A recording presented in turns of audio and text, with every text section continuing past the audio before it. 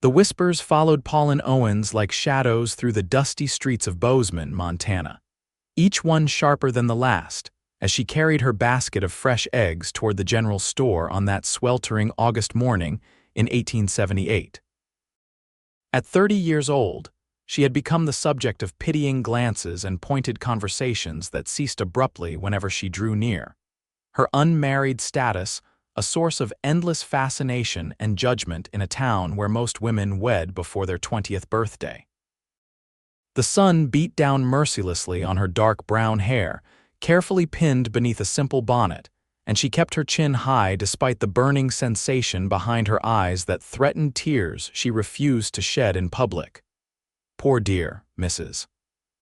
Henderson's voice drifted from the millinery shop doorway, deliberately loud enough to carry.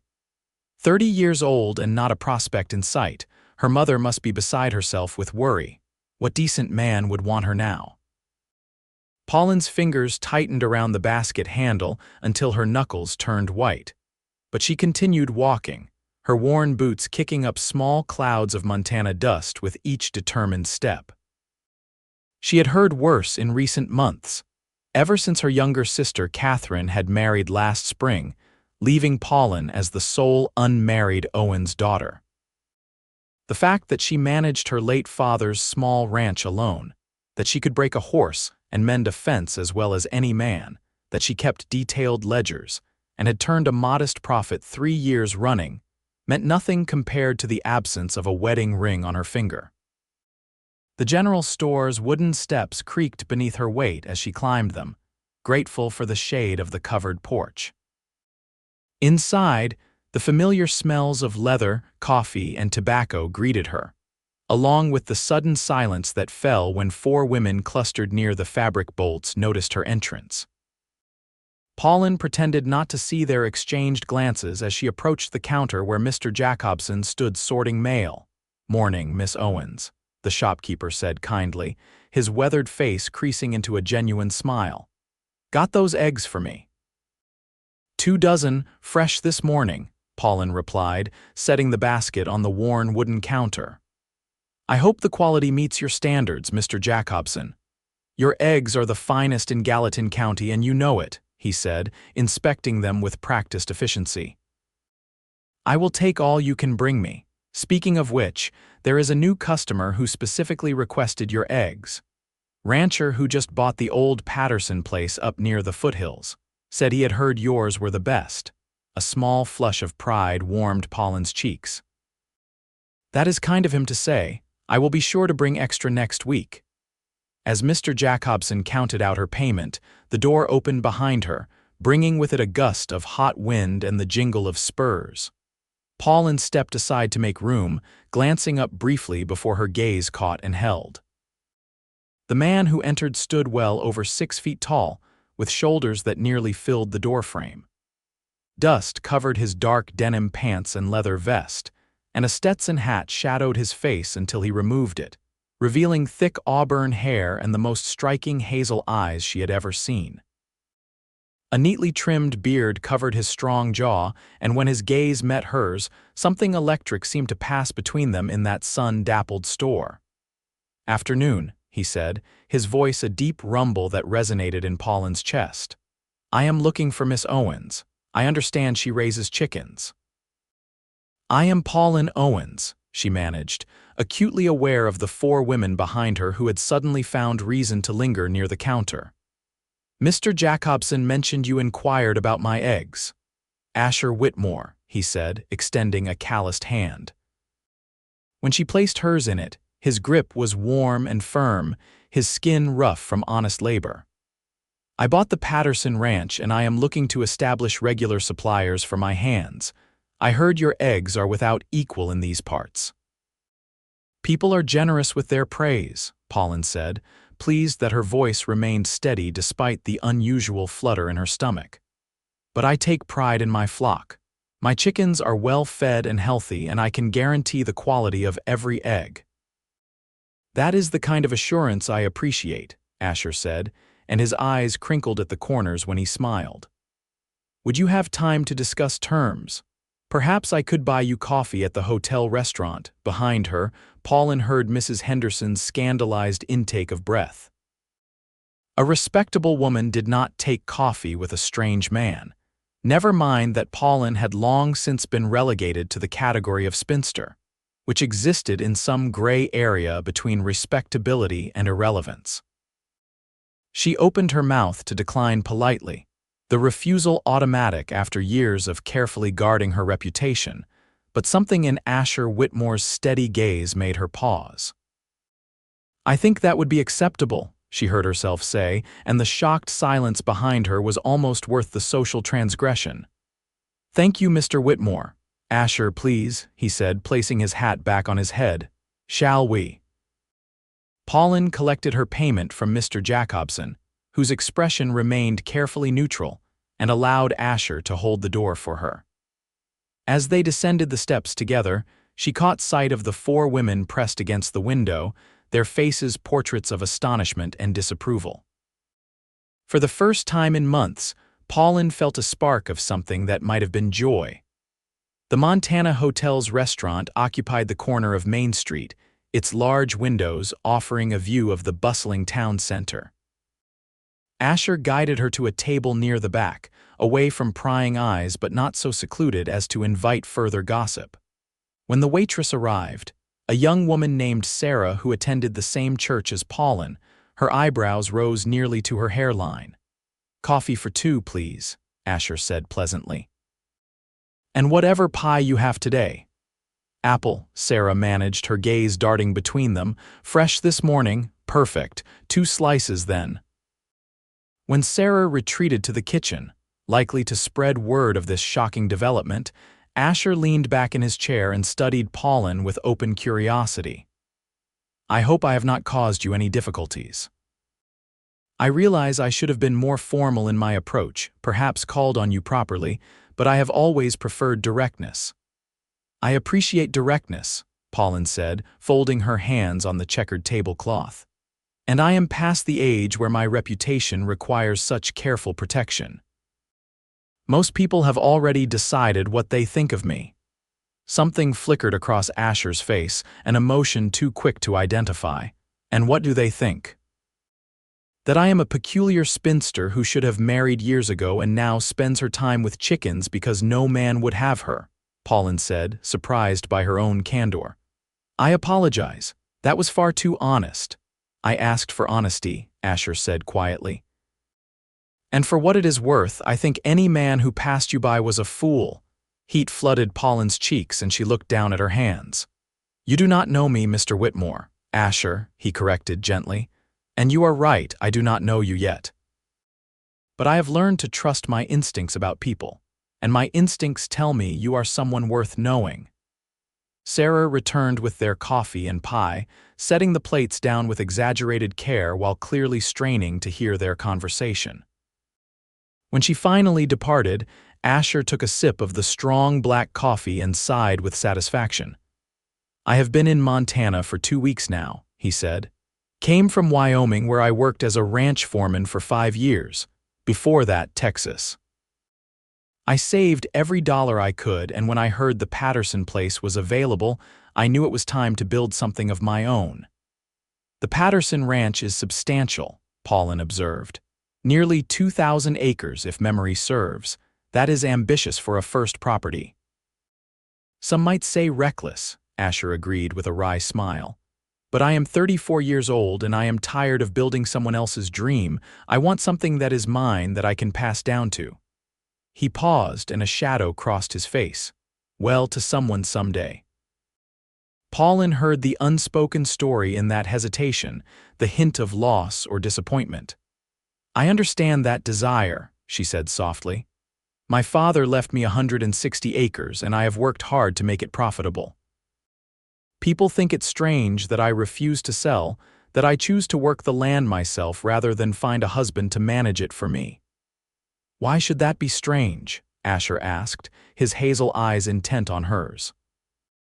"A person should have the right to build their own life, regardless of whether they are a man or a woman." The simple statement, delivered with such conviction, made Pauline's throat tighten unexpectedly. In all her 30 years, no one had ever suggested that her choices were valid simply because she had made them. Even her mother, who loved her dearly, constantly fretted about Pauline's future and dropped not-so-subtle hints about various widowers who might be persuaded to overlook her advanced age. "That is a radical opinion in Bozeman," she said, attempting lightness despite the emotion welling in her chest. "Then perhaps Bozeman needs more radical opinions," Asher replied, and his smile was like sunshine breaking through storm clouds. They talked for over an hour, their coffee growing cold as the conversation flowed with unexpected ease. Asher told her about growing up on a small farm in Missouri, the youngest of 6 children, and how he had headed west at 18 to seek his fortune. He spoke of harsh winters and grueling cattle drives, of learning the ranching trade through hard experience and harder lessons. His hands, Pauline noticed, bore the scars of that life, rope burns and healed cuts that testified to years of difficult work. In turn, Pauline found herself sharing stories she rarely told anyone. How her father had taught her to read ledgers and assess livestock, how she had begged to ride with him when he checked the fence lines. How his death 3 years ago from a sudden fever had devastated her, but also freed her in ways she felt guilty admitting. Her mother had moved to town to live with Catherine after the wedding, leaving Pauline alone on the ranch, and while the work was demanding, she loved the independence it afforded her. "You have hired help?" Asher asked, his brow furrowing with concern. "A young man named Tommy comes twice a week to help with the heavier tasks," Pauline explained. "His family has the neighboring property to the south. Otherwise, I manage on my own. My flock is about 60 chickens currently, and I have 4 milk cows, a vegetable garden, and a small orchard. It is not grand, but it provides for my needs." "It sounds to me like you have built something to be proud of," Asher said, and the admiration in his voice was unmistakable. Before Pauline could respond, a woman's voice cut through the restaurant's murmur. "Pauline Owens, is that you?" Pauline's stomach sank as she recognized Mrs. Thornton, one of her mother's closest friends and the town's most efficient gossip. The older woman bore down on their table like a ship under full sail, her expression a mixture of concern and avid curiosity. "Mrs. Thornton," Pauline said, rising politely, "how lovely to see you." "I was just passing by and saw you through the window," Mrs. Thornton said, though the general store was in the opposite direction from her home, her gaze fixed on Asher, who had also stood. "I do not believe we have been introduced." "Asher Whitmore, madam," he said smoothly, inclining his head.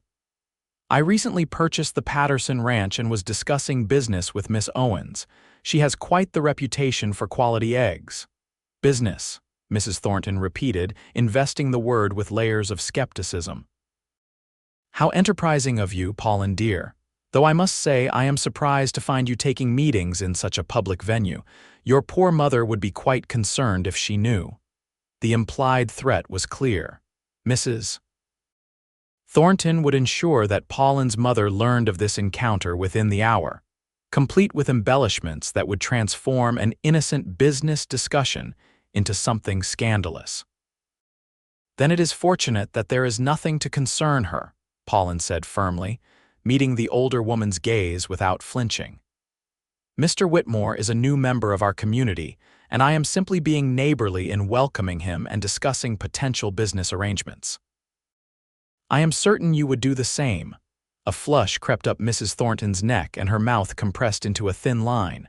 "Of course, neighborly. Well, I shall leave you to your business then. Do give your mother my regards when you see her at church on Sunday." As the woman retreated, practically vibrating with the need to spread this news, Asher let out a low whistle. "I apologize if I have created difficulties for you." "You have not created anything," Pauline said, settling back into her chair with more force than necessary. "Mrs.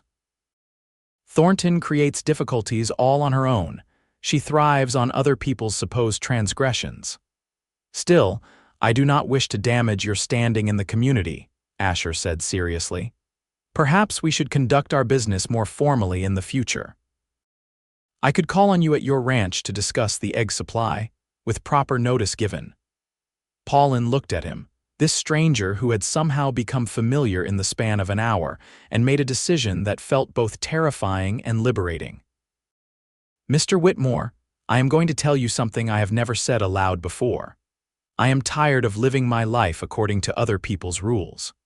I am 30 years old, a spinster by every measure this town uses, and I no longer care what Mrs. Thornton or anyone else thinks. If you wish to discuss business over coffee, then I will meet you over coffee. If people choose to make that into something scandalous, that is their failing, not mine. A slow smile spread across Asher's face, transforming his features from merely handsome to genuinely breathtaking. Miss Owens, I think you might be the most remarkable woman I have ever met. I am simply tired, Pauline said, but she could not suppress her own smile. Tired of apologizing for existing in a way that makes others uncomfortable. Then let us make them more uncomfortable, Asher said, raising his coffee cup in a mock toast. To building our own lives regardless of what anyone else thinks. Pauline touched her cup to his, the ceramic making a soft clink. To building our own lives. They finished their pie and made arrangements for Pauline to deliver 24 eggs to the Patterson Ranch, now the Whitmore Ranch, twice weekly. As they stood to leave, Asher offered her his arm, and after a moment's hesitation, Pauline took it. Walking down Main Street together, she felt every eye upon them, but for the first time in years, the weight of those stares felt like something she could bear. When they reached the spot where she had tied her horse, a sturdy mare named Clover, Asher helped her mount, his hands steady on her waist as he lifted her into the saddle. The brief contact sent an unexpected warmth through her, and from the way his eyes darkened, she suspected he felt it too. I look forward to your delivery on Thursday, he said, looking up at her. I will be there at 10 o'clock, Pauline promised. Pauline, he said, and the sound of her name in his voice did strange things to her heartbeat. Thank you. For the coffee, for the conversation, and for being exactly who you are. She nodded, not trusting her voice, and guided Clover down the street toward home. When she glanced back, Asher still stood watching her, his tall figure a solid presence amid the bustle of the town. Something had shifted in the course of that afternoon, some tectonic plate beneath the surface of her carefully ordered life, and Pauline knew with absolute certainty that nothing would ever be quite the same again. The ride back to her ranch took 30 minutes, following a well-worn trail that skirted the edge of town before climbing into the foothills. The August heat had peaked, and grasshoppers sang in the tall grass while a hawk circled lazily overhead. Pauline's small homestead came into view gradually, the simple wood frame house and barn nestled in a hollow where a creek provided year-round water. Her father had chosen the location well, with natural windbreaks and good grazing land. As expected, her mother's buggy stood in the yard when she arrived. Pauline sighed, knowing that Mrs. Thornton had wasted no time and prepared herself for the inevitable confrontation. She unsaddled Clover, brushed her down, and checked on the chickens before finally heading to the house. Her mother sat at the kitchen table, her small frame rigid with anxiety.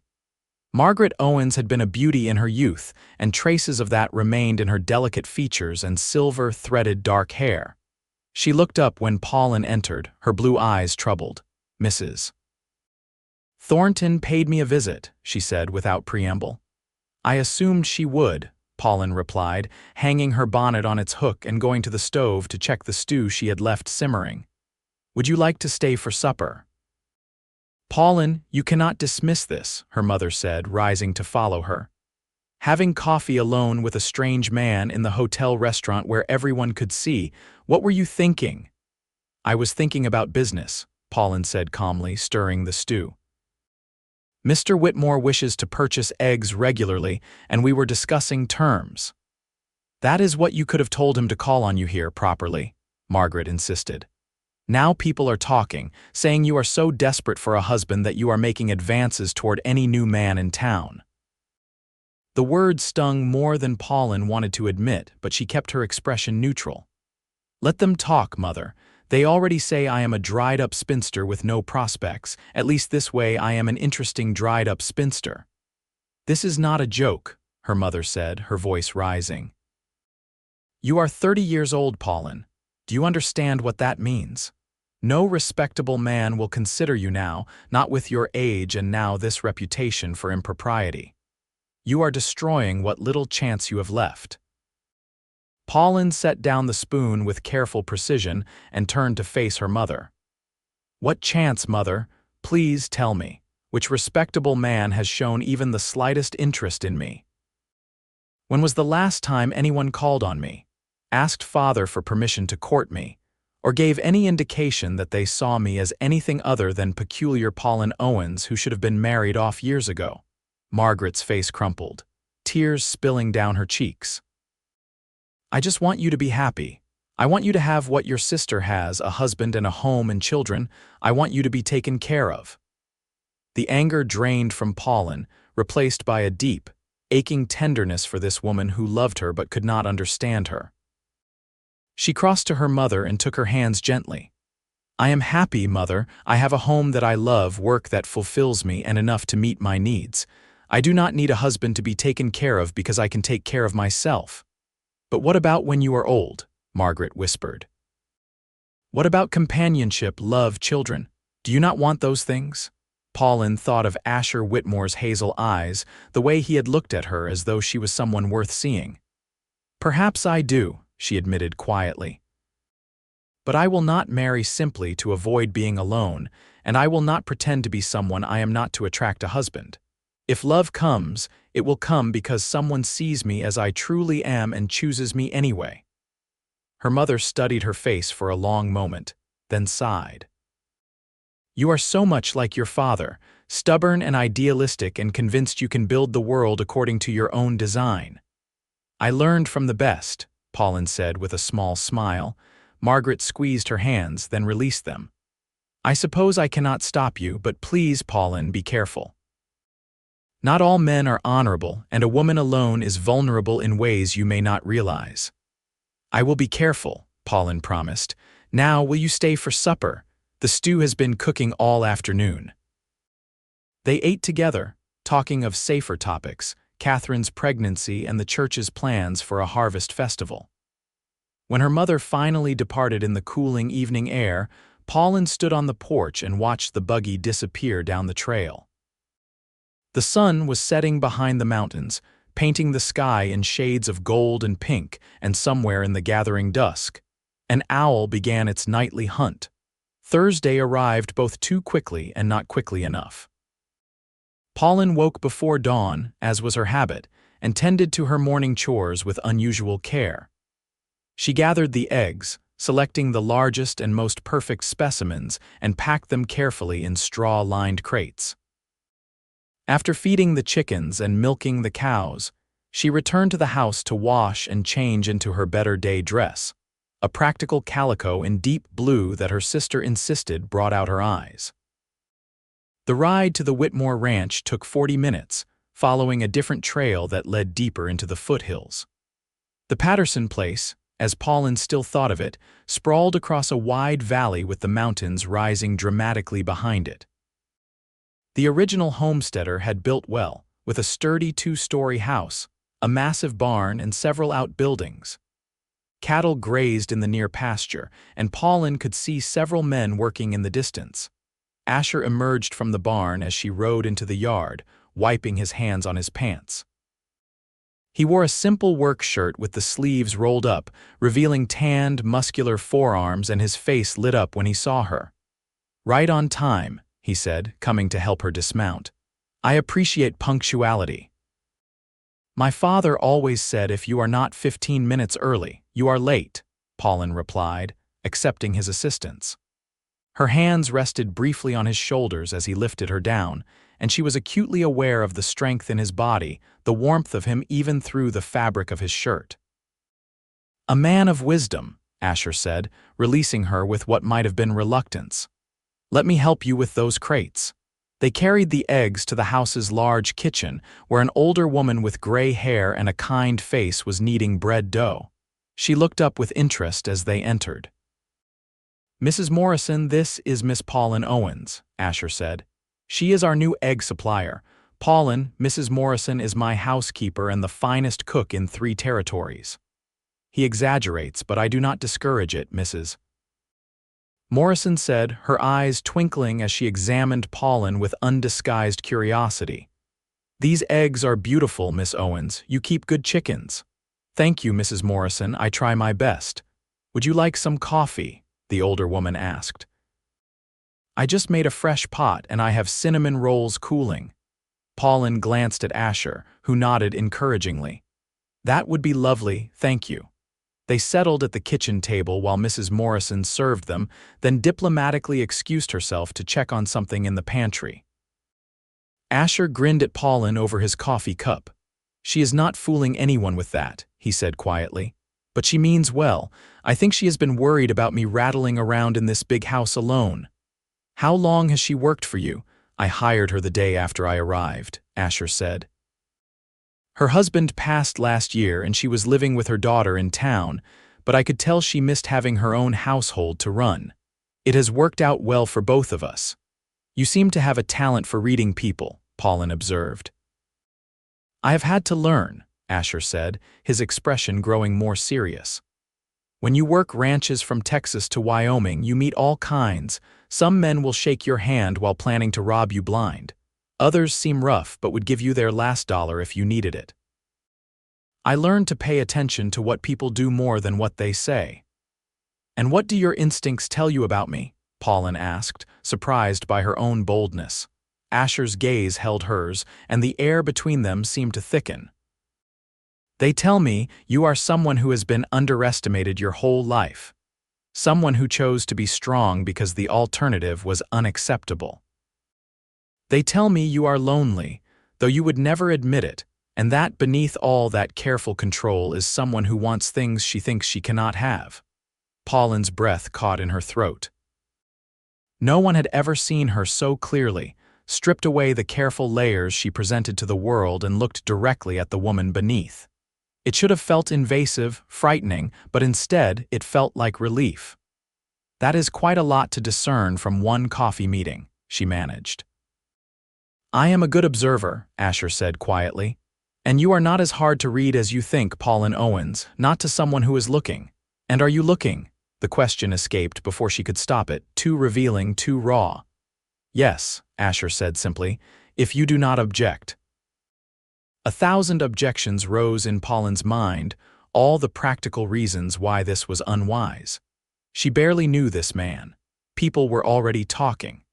She had built a life that did not require anyone else, and inviting someone in meant risking everything she had carefully constructed. But beneath all those reasonable concerns was a deeper truth. She wanted this, wanted him to look, wanted to be seen. I do not object, she whispered. The smile that spread across Asher's face was like sunrise, and Pauline felt something in her chest unfurl like a flower opening to light. They finished their coffee and cinnamon rolls, talking about their respective properties and the challenges of Montana ranching. Asher asked intelligent questions about her operation, genuinely interested in her methods, and offered suggestions based on his own experience without condescension. When it was time to leave, he walked her to her horse, his hand resting lightly on her lower back. Will you come on Sunday as well, for the regular delivery? Yes, in the afternoon after church, Pauline confirmed. Or you could come earlier, Asher said, a hint of hesitation in his voice. Have lunch with us. Mrs. Morrison always makes far too much food, and I think she would enjoy the company. I would enjoy the company. People will talk, Pauline said, though the protest was half-hearted. Let them, Asher replied, echoing her words from their first meeting. Unless you would prefer to maintain more distance, I do not want to presume or make you uncomfortable. Pauline looked at him, this man who had appeared in her life like an answer to a question she had been afraid to ask. I will come for lunch, she decided, after church on Sunday. His smile was radiant. I will count the hours. As Pauline rode home, the Montana landscape sprawling endlessly around her, she felt light in a way she had not experienced in years. The weight of judgment and disappointment that had settled on her shoulders still existed, but somehow it mattered less. Asher Whitmore saw her not as a failure for being unmarried at 30, but as someone remarkable in her own right. The possibility of what that could mean terrified and thrilled her in equal measure. Sunday morning dawned clear and bright, and Pauline took extra care with her appearance. She wore her best dress, a dove-gray silk that had belonged to her grandmother, and arranged her hair in a more elaborate style than usual. When she arrived at church, she could feel eyes on her, the whispers following in her wake like a persistent storm. She slid into her usual pew near the back, and within moments her mother appeared beside her, Catherine waddling after with her swelling belly. "You look lovely," Catherine whispered, kissing Pauline's cheek. "Is there a special reason? Can I not simply take pride in my appearance?" Pauline asked, but her sister's knowing look suggested she had already heard the rumors. The service seemed to stretch interminably. Reverend Shaw's sermon on the virtues of patience testing Pauline's own reserves of that quality. She tried to focus on the words, but her mind kept drifting to the afternoon ahead, to Asher and the possibility of something she had long since stopped hoping for. When the service finally concluded, Pauline made her way toward the door, only to find her path blocked by Mrs. Henderson and two other women whose expressions radiated false concern. "Pauline, dear," Mrs. Henderson began, her voice dripping with honey-coated malice. "We have all been so worried about you. This business with that rancher, it is really not appropriate. A woman of your age should be especially careful about her reputation. After all, you are already at such a disadvantage." Heat flooded Pauline's face, and she opened her mouth to respond, but another voice cut through the tension. "I think Miss Owens has no need to worry about her reputation." Pauline turned to find Asher standing behind her, dressed in a clean black suit that made him look even more handsome than usual. He must have slipped into the church late, standing in the back, and now he moved to her side with casual confidence. "Mr. Whitmore," Mrs. Henderson sputtered. "We were just expressing our concern for dear Pauline." "How kind," Asher said, his tone suggesting it was anything but. "However, I believe Miss Owens is perfectly capable of managing her own affairs. She is one of the most intelligent, capable people I have had the pleasure of meeting in Montana. Any community that does not recognize her value is diminished by its own short-sightedness." The three women stared at him in stunned silence, and Pauline felt tears prick her eyes at the unexpected defense. Before any of them could respond, Asher offered Pauline his arm. "I believe you had agreed to have lunch at my ranch today," he said. "Are you ready to go?" "Yes," Pauline managed, placing her hand on his arm. "Yes, I am." They walked out of the church together, past shocked faces and whispered exclamations. Pauline caught her mother's eye and saw approval there, surprising and warm, and Catherine was beaming with delight. Outside, Asher helped her into his wagon, which was far more comfortable than her usual saddle, and they set off toward his ranch. "Thank you," Pauline said once they were away from the church, "for what you said back there." "I only spoke the truth," Asher replied, guiding the horses with steady hands. "Those women should be ashamed of themselves, treating you that way. As if a woman's worth is determined solely by whether a man has claimed her." "That is how most people see it," Pauline said quietly. "Then most people are fools," Asher said bluntly. "Pauline, I want you to understand something. I am 34 years old and I have met a lot of women in my life. Beautiful women, docile women, women who knew how to run a household and make a man feel important. But I never met a woman who made me want to know her, really know her, until I walked into that general store and saw you standing there with your basket of eggs and your chin held high despite everything." Pauline's heart hammered against her ribs. "Asher, I am not saying this to frighten you," he continued. "But I believe in honesty, and honestly, I have not stopped thinking about you since we met. The way you speak, the way you think, the strength in you. I know it has only been a few days, and maybe this is too much too soon, but I want to court you properly if you will allow it." The wagon had stopped, Pauline realized, though she could not say when. They sat at the side of the trail, the mountains rising majestically around them, and Asher watched her with an intensity that made her feel like the only person in the world. "People already think poorly of me," she said, needing him to understand. "Courting me will not improve your standing in the community." "I do not care about standing," Asher said. "I care about building a life with someone who shares my values, who can be a true partner. I think you could be that person, Pauline. I think we could be something remarkable together." Tears spilled down Pauline's cheeks, and she did not try to stop them. "I am 30 years old, Asher. Most people think that makes me worthless as a wife. I may not be able to have children. I am set in my ways, used to managing my own life. I am not some young, malleable girl you can shape to your preferences." "Good," Asher said fervently. "I do not want some young, malleable girl. I want you exactly as you are, strong and stubborn and capable and real. As for children, if we are blessed with them, wonderful. If not, we will build a different kind of family. There are always children who need homes, need love. The specifics do not matter as much as finding the right person to walk through life beside."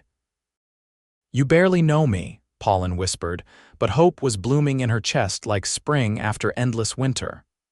"Then let me know you," Asher said, reaching over to take her hand. "Give me the chance to prove I see you for who you really are, not who this town thinks you should be. Let me show you that the right man finally came, even if he took his time getting here." The words echoed something Pauline had heard whispered behind her back, the pitying suggestion that she had been waiting for a man who would never arrive. But in Asher's mouth, they transformed from mockery to promise, from judgment to hope. "Yes," she said, squeezing his hand. "Yes, I will let you court me properly."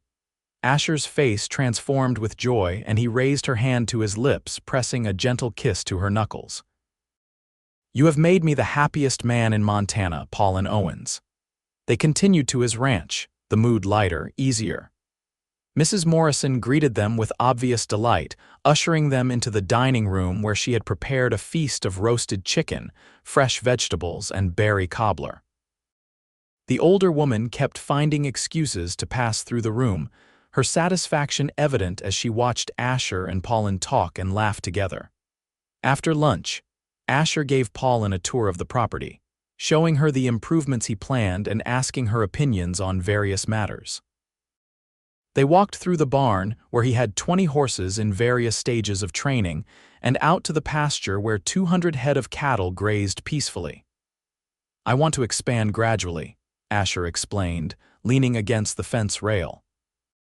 "Get the ranch established properly before taking on more than I can handle. I have 6 hands now, good men who came up from Wyoming with me. In a few years, if all goes well, this could be one of the premier ranches in Gallatin County." "You have vision," Pauline observed. "Not everyone can see past the immediate challenges to what could be. My father used to say that a man without vision is just going through the motions of living," Asher said. "He never got the chance to realize his own dreams, died young from a farming accident, but he taught me to think bigger than my circumstances." "I am sorry you lost him," Pauline said softly. "Thank you. It was a long time ago, but I still miss him." Asher turned to look at her, his hazel eyes warm in the afternoon sunlight. "Tell me about your father. You clearly loved him a great deal." Pauline found herself sharing memories she rarely spoke of, the way her father had treated her as a partner rather than simply a daughter, how he had believed in her capability when no one else did. She told Asher about the long rides checking fence lines, the satisfaction of bringing in a good hay harvest, the quiet evenings when her father would discuss his plans and actually listen to her suggestions. "He sounds like a rare man," Asher said. "He was," Pauline agreed. "I think he would have liked you." "I hope I would have been worthy of his good opinion," Asher replied. "The opinion of a man who raised a daughter like you would be worth having." They walked back to the house as the afternoon waned, and Pauline reluctantly announced that she needed to return home to tend her animals. Asher insisted on escorting her, loading her egg crates into his wagon and driving her back to her property with the horses trailing behind. When they arrived, he helped her down and then simply stood, holding both her hands in his. "May I call on you tomorrow evening? I promise to observe all proprieties, arrive at a respectable hour, and have you back home well before dark." "I would like that," Pauline said, aware that she was smiling like a fool and completely unable to stop. "Then I will see you tomorrow at 5 o'clock, Asher said. He hesitated, then leaned down and pressed a feather-light kiss to her cheek. "Thank you for taking a chance on me, Pauline." He climbed back into the wagon and drove away, turning once to wave before disappearing around a bend in the trail. Pauline touched her cheek where his lips had been, feeling like she was glowing from the inside out. Around her, the ranch waited with its familiar demands, but for once, the work felt like joy rather than burden. The next month passed in a blur of golden September days and cool evenings that hinted at the coming autumn. True to his word, Asher courted Pauline with old-fashioned propriety, calling on her 3 times a week and taking her to church socials and community gatherings. They went on picnics in the foothills, walked along the creek that ran through her property, and spent long hours simply talking, learning the landscape of each other's minds and hearts. The town's reaction was mixed. Some people, like her mother and sister, were genuinely happy for Pauline. Others, particularly women like Mrs. Henderson and Mrs. Thornton, seemed almost offended that Pauline had found love after all, as if her happiness somehow invalidated their years of judgment. The men generally approved of Asher, respecting his clear competence and the success he was already achieving with his ranch. But there were also those who resented the relationship, who saw something threatening in the idea that a 30-year-old unmarried woman could attract a successful, handsome rancher. Ugly rumors began to circulate, whispers that Pauline had used witchcraft or improper enticements, that Asher would soon realize his mistake and abandon her. Pauline tried to ignore the gossip, but it wore on her nonetheless. One evening, sitting on her porch with Asher, she finally voiced her concerns. "You ever regret this?" she asked, watching the sunset paint the mountains in shades of crimson and gold. "Tying yourself to someone with such a tarnished reputation." Asher, who had been sitting comfortably beside her, turned with surprise. "What brought this on?" "Mrs. Thornton made certain I overheard her conversation at the mercantile yesterday," Pauline admitted. "She was telling someone that you were clearly desperate for a wife, any wife, if you were settling for damaged goods like me." Asher's jaw tightened and anger flashed in his eyes. "That woman is a poison." "Perhaps, but she is not entirely wrong," Pauline said quietly. "You could have courted any number of younger, more suitable women. Instead, you chose the town spinster." "No," Asher said forcefully, taking her hand. "I chose the most remarkable woman I have ever met. I chose someone who challenges me intellectually, who shares my values, who can be a true partner in building a life. The fact that small-minded people cannot see your worth says nothing about you and everything about them." "But do not you want children?" Pauline pressed. "A younger wife would give you a better chance of a large family." "Pauline, look at me," Asher commanded, and she reluctantly met his gaze. "I want you. If we have children, that will be a blessing I will treasure. If we do not, we will find other ways to build our family and make our lives meaningful. What I will not do is choose someone else simply because they might give me something you might not. That would be choosing a broodmare, not a wife, and you deserve far better than to be reduced to your reproductive potential." Fresh tears spilled down Pauline's cheeks, and Asher gently wiped them away with his thumbs, his touch infinitely tender. "I love you," he said simply. "I know we have only known each other a short time, but I love you with a certainty I have never felt before. I love your strength and your intelligence. I love the way you care for your animals and manage your ranch. I love your fierce independence and the vulnerability you show only to me.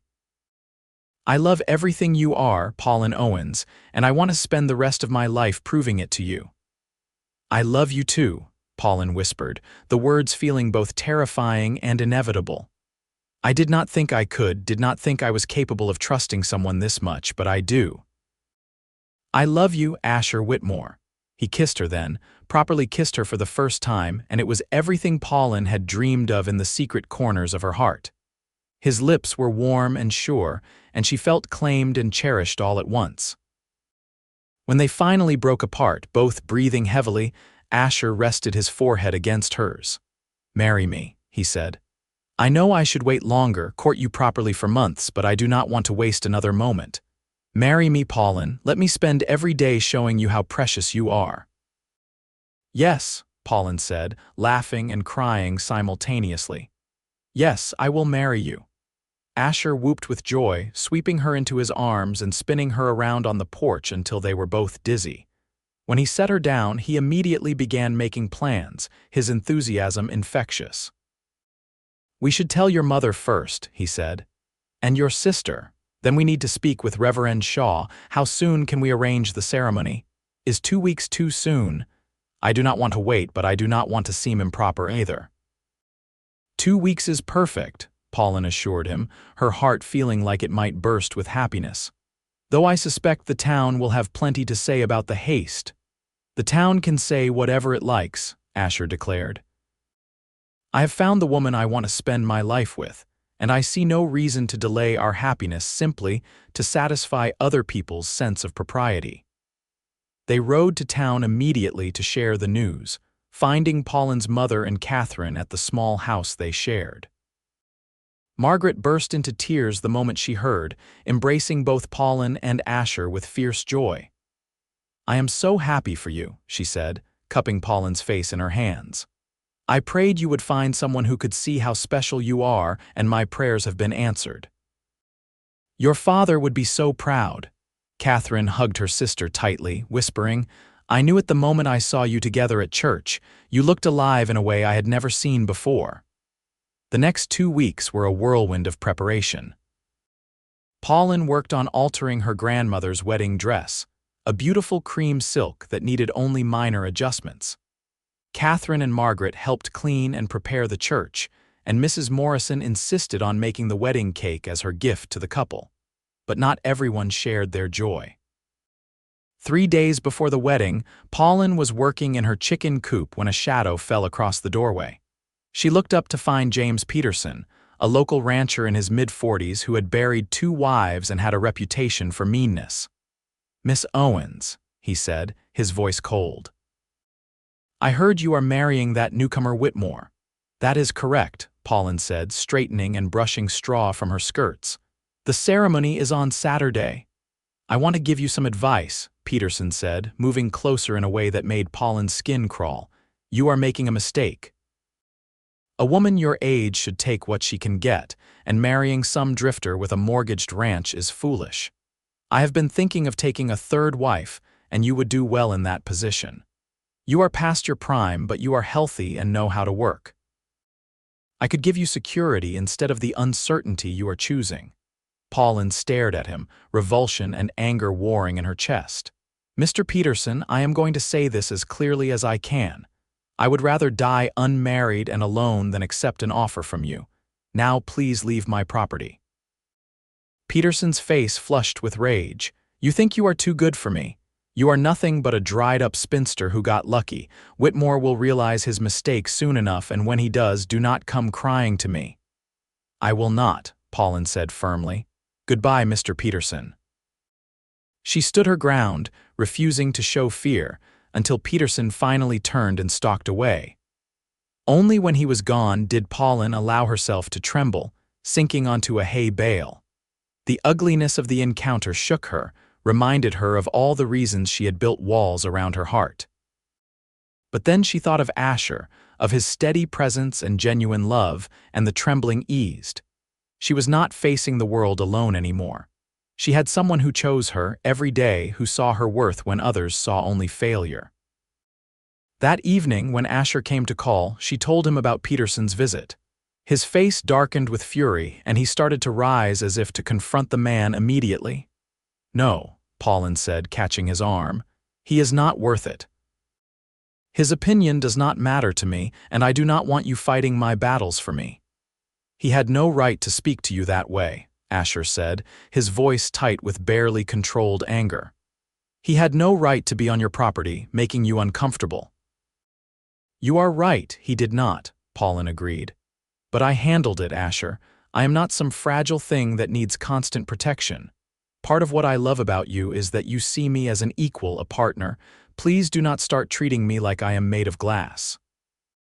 Asher took a deep breath, visibly collecting himself. You are right, I apologize. It is just that the thought of anyone threatening you or making you feel unsafe makes me furious. I know, Pauline said, kissing him softly, and I love you for it. But I also need you to trust that I can take care of myself, even as we build a life together. I do trust you, Asher said. And you are right, you are not fragile. You are the strongest person I know. I just love you so much that the thought of anyone hurting you makes me a little crazy. Then focus that energy on our future instead of the past, Pauline suggested. In 3 days, I will be your wife, and we can start building the life we both want. Saturday dawned crisp and clear, the October sky a brilliant blue that seemed to promise good fortune. Pauline woke early, her stomach fluttering with nervous excitement.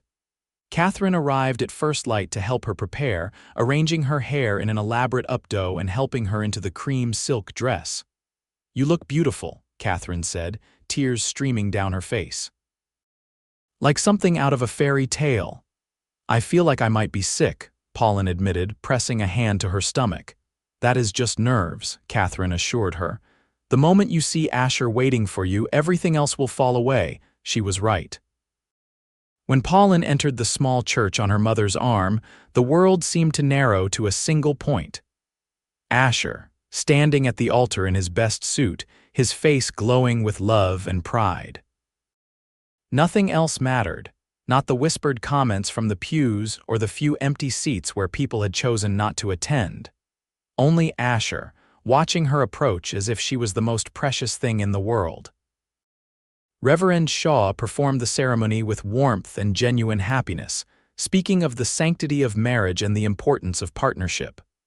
When it came time for the vows, Asher's voice rang out strong and sure. I, Asher Whitmore, take you, Pauline Owens, to be my lawfully wedded wife. I promise to honor you as an equal, to support your dreams as I would my own, to stand beside you in times of trial and joy. I promise to see you always as you truly are, remarkable and strong and worthy of every happiness. I give you my heart, my name, and my devotion from this day until my last. Pauline's own vows were spoken through tears.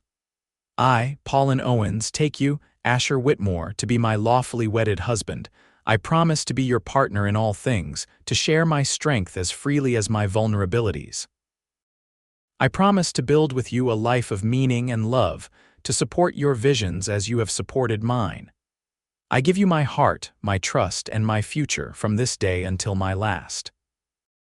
When Reverend Shaw pronounced them husband and wife, Asher kissed her with a tenderness that made Pauline's heart overflow. The small congregation applauded, and as they walked back down the aisle together, Pauline felt lighter than air. The reception was held at Asher's ranch, now their ranch, with tables set up in the yard and food provided by friends and neighbors. Mrs. Morrison had outdone herself with a 3-tiered cake decorated with autumn flowers, and there was music and dancing as the afternoon wore on. Pauline's mother embraced her tearfully, whispering, I am so proud of you, darling. You waited for the right man, and he finally came. Even some of the women who had been most critical seemed to soften, perhaps moved by the obvious love between Pauline and Asher. Mrs. Henderson actually approached with what appeared to be genuine goodwill. I may have been too quick to judge, she said stiffly. You and Mr. Whitmore seem well suited. I wish you happiness. It was not an apology, but it was something, and Pauline accepted it graciously. As the sun set and the party continued, Asher pulled her away from the crowd, leading her to a quiet spot behind the barn where they could watch the mountains turn purple in the fading light. Happy? He asked, wrapping his arms around her from behind. Happier than I ever thought possible, Pauline admitted, leaning back against his solid warmth. I spent so many years believing I would never have this, that I was somehow defective or unworthy of love. I built walls around my heart to protect myself from disappointment. And now—" Asher murmured against her hair. "Now those walls are gone," Pauline said. "You saw past them, saw me, and you chose to love what you found. I do not have words for what that means to me, Asher. You gave me hope when I had none left." "You gave me purpose," Asher replied. "I was successful, yes, but I was also lonely. I had built a ranch but had no one to share it with, no one who understood what I was trying to create. You understand, Pauline. You see the vision and want to build it with me. You are my partner in the truest sense, and I thank God every day that I walked into that general store and found you."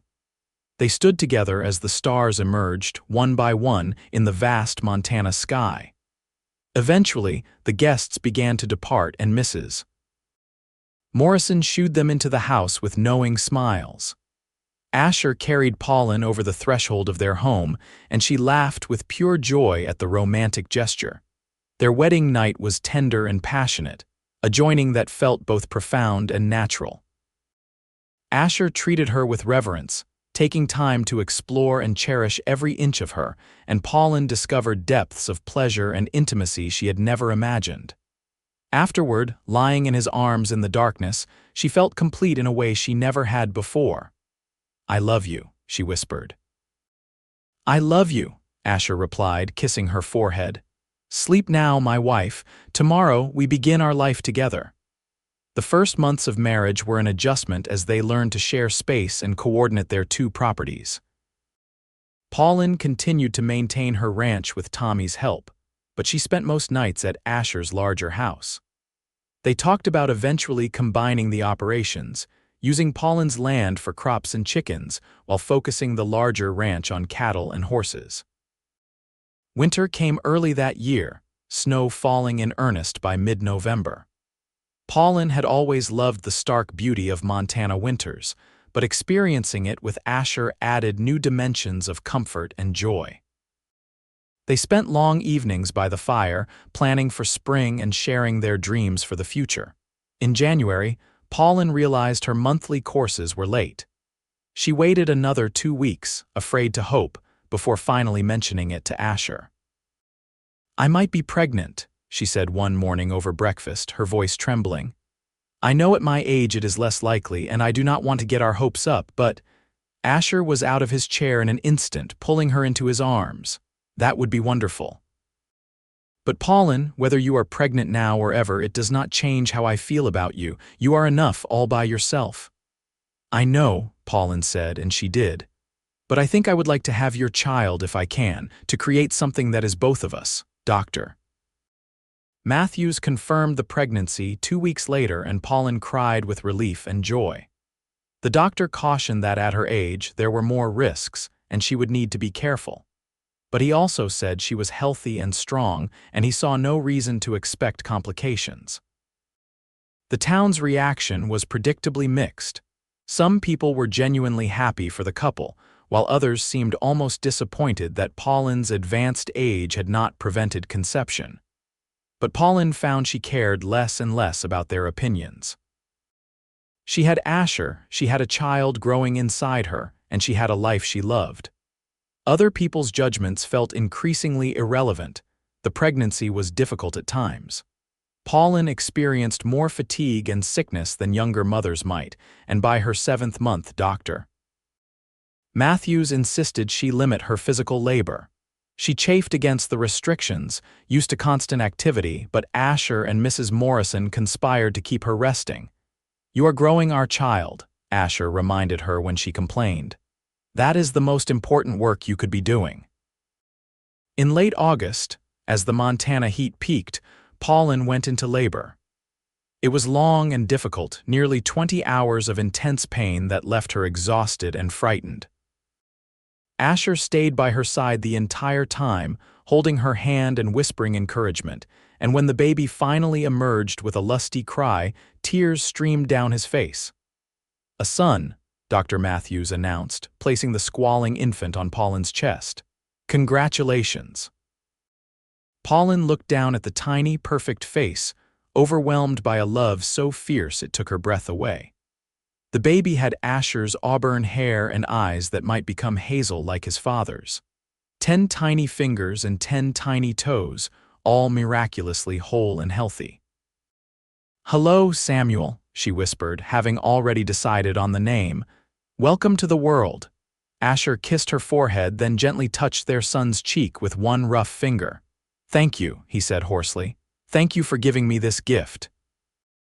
"We made him together," Pauline said, exhausted but glowing. "He is ours, Asher, our son." Samuel proved to be a healthy, hungry baby who rarely slept more than 2 hours at a stretch. The exhaustion was brutal, but Pauline found she did not mind. Every time she looked at her son, she felt gratitude for the unexpected turn her life had taken. This time last year, she had been resigned to spinsterhood, convinced she would never know the joys of marriage and motherhood. Now she had both, more abundantly than she had dared to dream. Asher was a devoted father, rising with her for nighttime feedings and changing diapers without complaint. He built a cradle with his own hands, carving intricate designs into the wood, and sang to Samuel in a surprisingly melodic voice. Watching him with their son, Pauline fell in love with him all over again. As Samuel grew, thriving in the Montana sunshine, the ranch prospered as well. They had combined the two properties officially, and the expanded operation was successful beyond their initial projections. Asher's cattle herd grew, and Pauline's chicken operation tripled in size, supplying eggs to restaurants and hotels throughout the territory. On Samuel's first birthday, they hosted a party that drew half the town.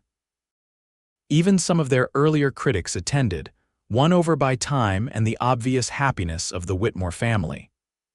Pauline watched her son smear cake all over his face and felt a contentment so profound it almost frightened her. That night, after Samuel was in bed and the house was quiet, Asher found Pauline standing on the porch, looking out at the mountains silhouetted against the starry sky. "Thinking deep thoughts?" he asked, wrapping a blanket around her shoulders and pulling her against him. "Thinking about how much has changed," Pauline said. 2 years ago, I was the town spinster, pitied and judged. I had convinced myself I did not need anyone, that I was complete on my own. And then you walked into that general store and appended everything. Any regrets?" Asher asked, though his tone suggested he knew the answer. "None," Pauline said firmly. "Not one single regret. You gave me everything I did not know I wanted. Love, partnership, a family. You made me believe I was worth choosing."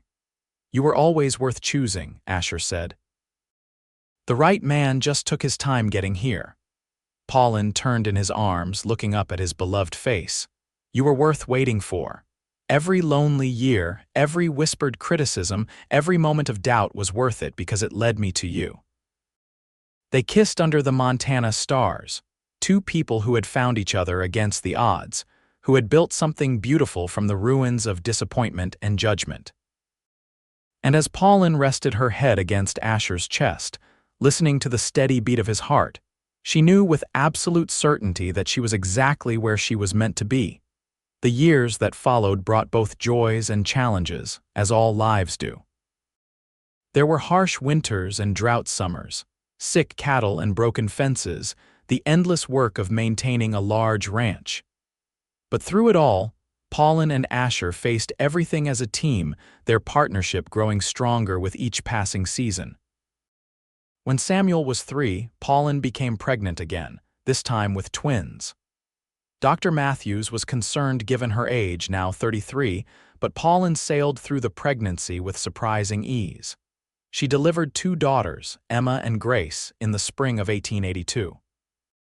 The girls had their mother's dark hair and their father's hazel eyes, and they brought new chaos and joy to the Whitmore household. Mrs. Morrison, now in her 60s, delighted in helping care for the children, and Pauline's mother and sister were frequent visitors. Catherine's own children, 2 boys, adored their cousins, and family gatherings were loud, messy affairs full of laughter and love. The town gradually came to accept and even celebrate the Whitmores. Pauline's early struggles as an unmarried woman became a distant memory. replaced by her reputation as a shrewd businesswoman and devoted mother. Women who had once pitied her now sought her advice on managing property and running profitable ventures alongside their husbands. On their 5th wedding anniversary, Asher surprised Pauline with a gift, a beautiful wooden sign for the ranch entrance, carved with Whitmore Ranch, established 1878, built on love and partnership. "It is perfect," Pauline said, tears streaming down her face. "Everything is perfect." "Not perfect," Asher corrected gently, "but ours. Built by us for us and our children, that is better than perfect." As the 1880s progressed, Montana itself changed. Bozeman grew from a frontier town into a proper city with new businesses and amenities. The Whitmores expanded their operation, eventually becoming one of the largest ranches in the county. But they never forgot their roots, the struggles that had brought them together, and they raised their children to value hard work, honesty, and the courage to be themselves regardless of others' expectations. Samuel grew into a tall, thoughtful boy with his father's work ethic and his mother's sharp mind. Emma and Grace were inseparable, twin forces of nature who kept the household in constant motion. Pauline sometimes looked at her children and marveled at the path her life had taken, at the abundance that had come from what the town had once deemed failure. On a warm evening in late summer of 1888, as the family gathered for supper, Pauline surveyed the scene with deep satisfaction. Asher was helping Samuel with his arithmetic, his patience endless. Emma and Grace were setting the table, bickering amiably about whose turn it was to feed the chickens. Mrs. Morrison bustled in from the kitchen with a roast, and through the window, Pauline could see their ranch stretching out under the endless Montana sky.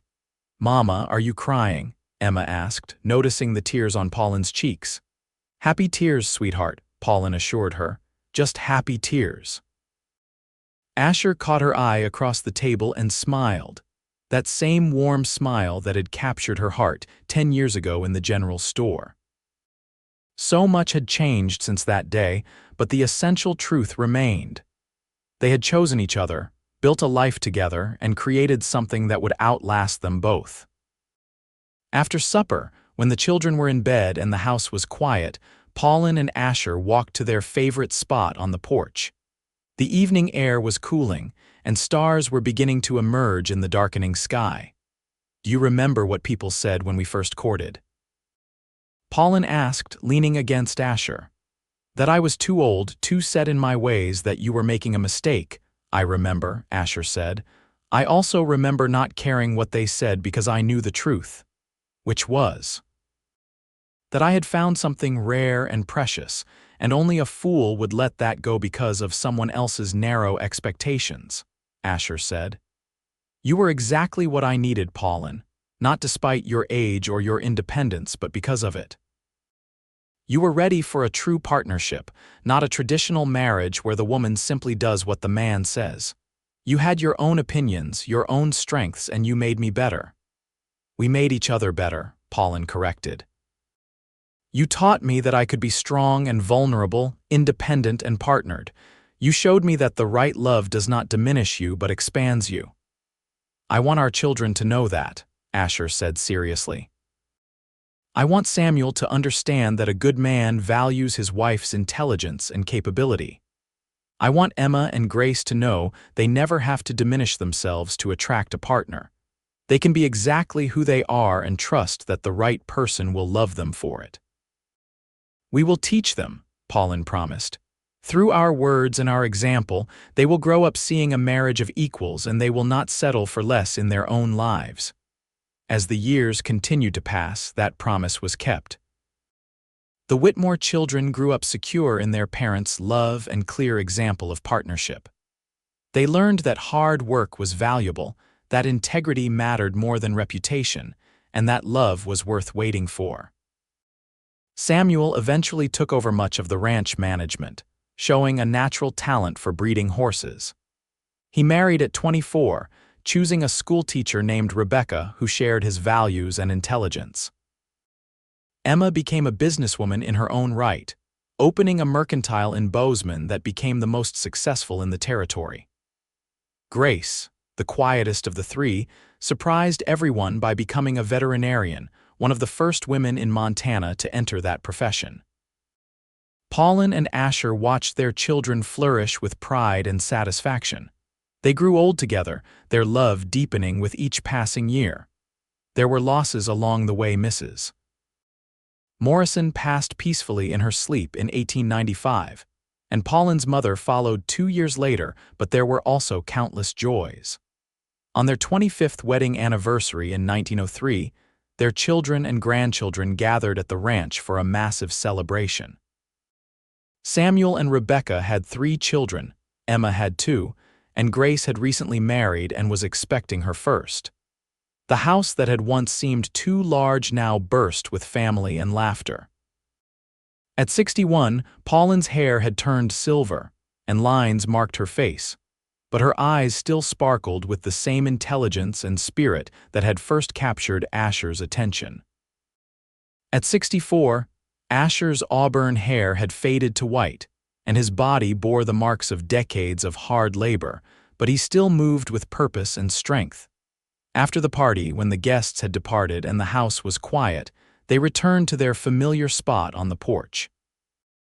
The Montana landscape stretched before them, largely unchanged despite the passage of time. 25 years, Pauline marveled. Sometimes it feels like yesterday that you walked into Mr. Jacobson's store. Other times it feels like we have always been together. Both are true, Asher said, taking her hand. The gesture was as natural now as breathing, perfected through thousands of repetitions. We have built a good life, Pauline, a life worth living. The best life, Pauline agreed. I think about the woman I was before you, so certain she did not need anyone, so armored against hurt. I was surviving, but I was not truly living. You taught me the difference. You taught me too, Asher said. You taught me that strength and gentleness are not opposites, that vulnerability takes more courage than bravado. You taught me what partnership really means. They sat in comfortable silence, watching the stars emerge. Somewhere in the barn, a horse whinnied softly. In the distance, coyotes called to each other across the hills, the sounds of their life familiar and cherished. Do you think people remember? Pauline asked. How they treated me before you came, how they said such cruel things? Some might, Asher said. But it does not matter anymore, if it ever really did. You proved them all wrong, Pauline. You showed that a woman's worth is not determined by when she marries or whether she marries at all. You built a successful business, raised remarkable children, and created a legacy that will last long after we are gone. Let them remember that instead. I suppose I should be grateful to them in a way, Pauline said thoughtfully. Their judgment made me strong. Their rejection made me self-reliant. If I had married young like they expected, I might never have become the woman you fell in love with. That is a generous interpretation, Asher said with a smile, but perhaps there is truth in it. Everything that happened, good and bad, led us to that moment in the general store. And I would not change a single thing if it meant not having you, not having this life we built together. As they grew older still, Pauline and Asher gradually handed more of the ranch operations to their children. They remained active, still walking their land and checking on the livestock, but the heavy work fell to younger shoulders.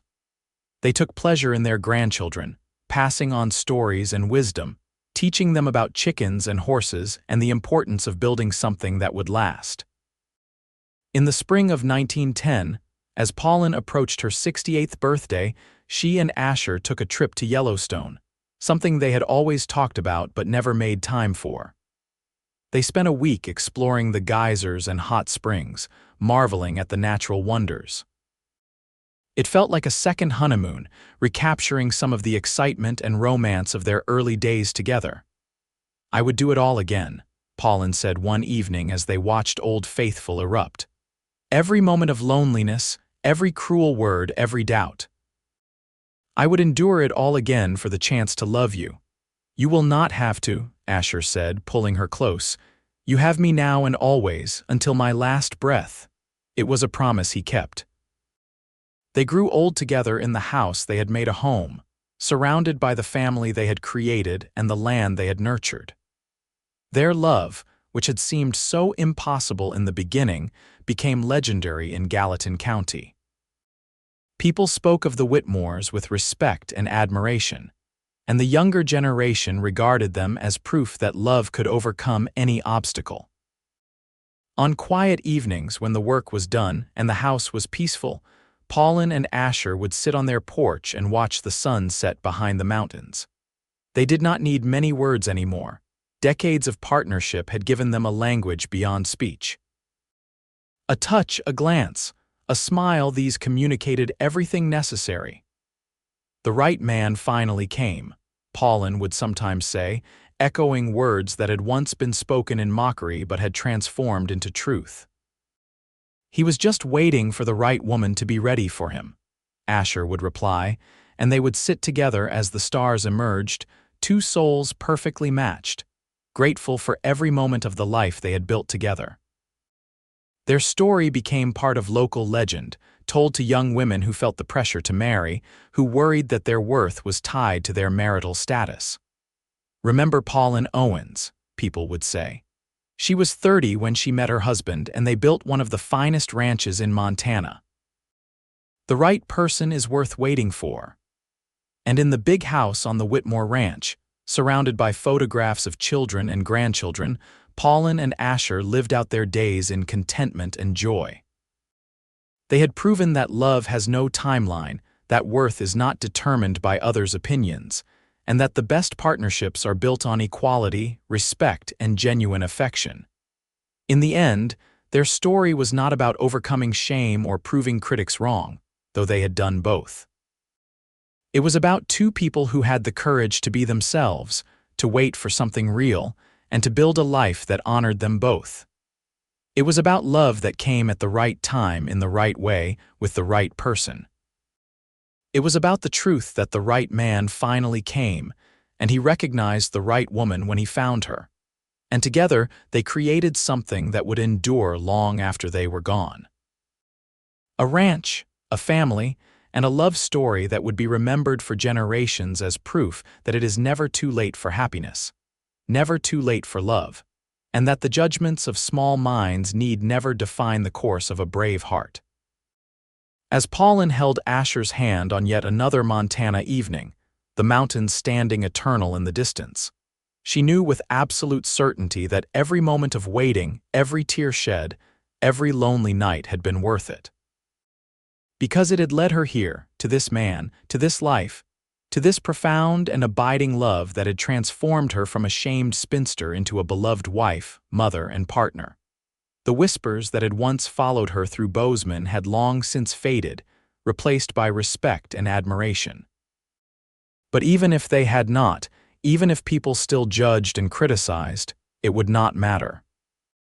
Because Pauline Whitmore, formerly Pauline Owens, had learned the most important lesson of all, that her worth was inherent, not conferred by others' approval, and that love built on genuine partnership and mutual respect was worth any weight. And so their story ended where all good love stories should. Not with a dramatic climax, but with the quiet satisfaction of a life well lived, a partnership honored, and a love that endured through all seasons until the very end.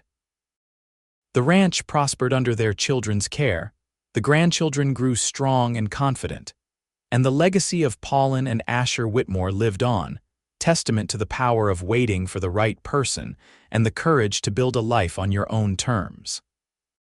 In the twilight of their years, surrounded by everything they had created together, Pauline and Asher knew they had been blessed beyond measure. They had found each other when the world said it was too late, loved each other when others said it was improper, and built something lasting when critics predicted failure. They had proven that love knows no timeline, respects no arbitrary rules, and flourishes when given room to grow in its own way and own time.